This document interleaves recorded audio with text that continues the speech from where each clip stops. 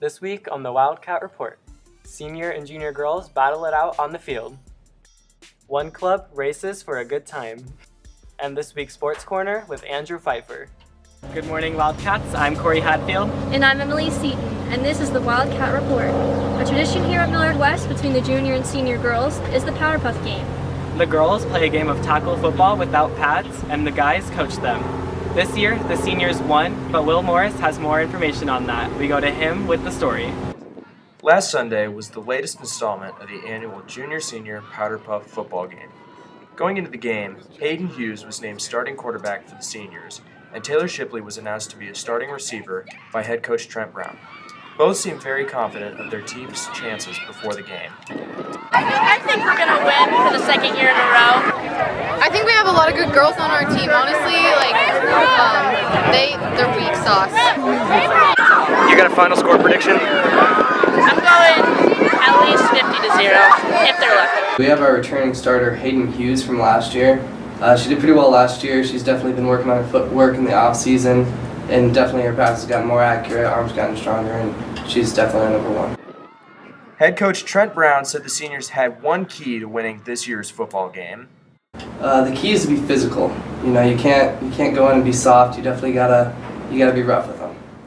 The seniors executed on Brown's game plan this year, and juniors, like any punt, were getting thrown around like rag dolls. About the first 20 minutes of the game, it was kind of the seniors' game because they just scored a lot on us, but then once Bailey came in, she got that really good run and kind of cheered us up a little bit more for the game. And then the rest of the game was just kind of theirs again. They are so intimidated by us.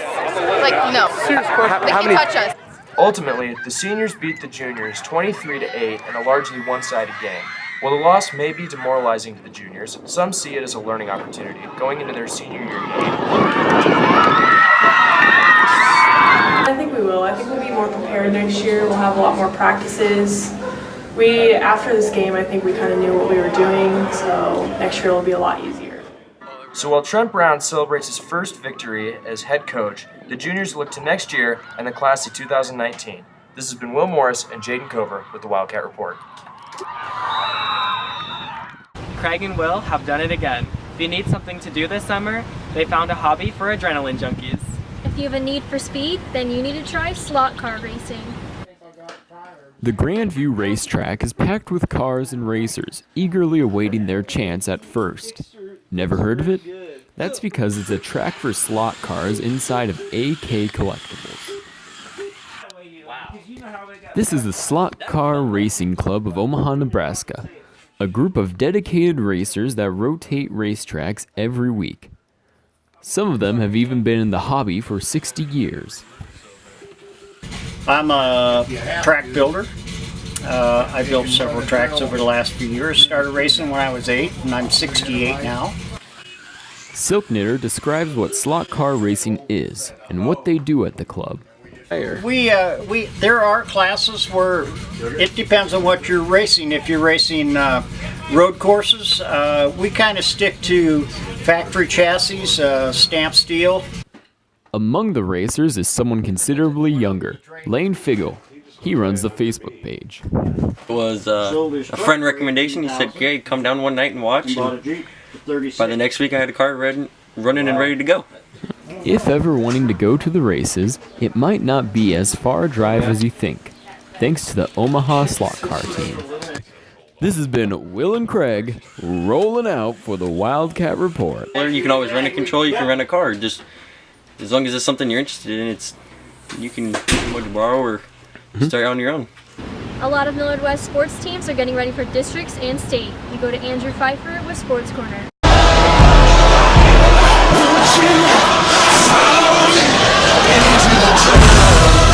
I'm Andrew Pfeifer and welcome to this week's edition of Sports Corner. Let's get right into it. The boys varsity baseball team holds a record of 28-5 as they won the district championship against Burke 13-3 and will play in the first round of the playoffs against Westside at 4 o'clock at Warner Park. Honestly, I think if we just hit the ball, then we should be fine because our pitching and defense have been pretty good.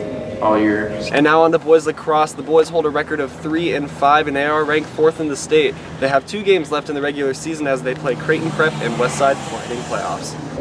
If we keep playing how we're playing right now, pretty far, but we just got to step it up.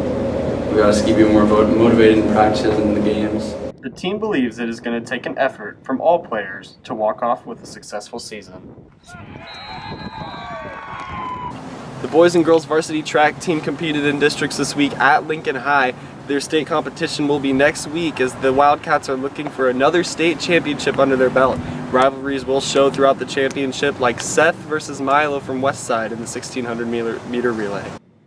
Other long distance runners like Franklin Shuey also qualified for state. I think Metros went very well. I think we just have 2 weeks of hard training that we need to cover, and then we'll be ready as a team.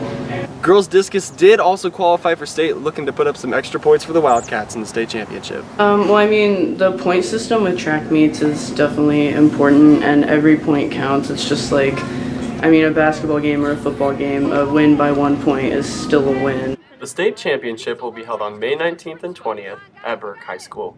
The girls hope to put forth their efforts for a chance to bring the trophy home.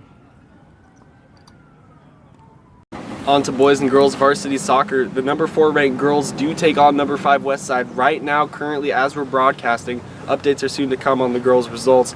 If the girls do manage to pull off a win, they could see Marion in another rivalry game. She keeps it in. The boys beat Lincoln North Star in the first round of the playoffs 3-2. Their next opponent will be ranked number 1 Westside. Be sure to check in tonight on that game at 8 o'clock. I'm Andrew Pfeifer, and that concludes this week's edition of Sports Corner. Stay classy, Wildcats. And that's all we have this week. Be sure to tune in next week for our senior-only broadcast. I'm Corey Hadfield. And I'm Emily Seaton, and this has been the Wildcat Report. Have a great weekend, Wildcats.